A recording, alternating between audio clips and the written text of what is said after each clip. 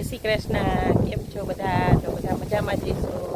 જો આપણે જઈએ છીએ કટકીમાં કે ત્યાં હાથી કાલે આવ્યું હતું, તો આપણે જોઈ આવીએ કે ખડ કેવું દેખાય છે.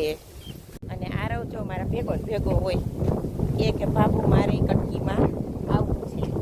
તો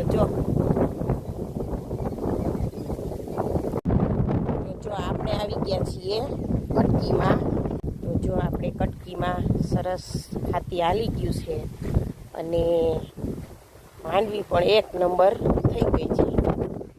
અને કટકીમાં ખડ જે હતું એ પાટલામાં હતું, એટલે જો હાથી હાલતા એ પડી ગયું છે.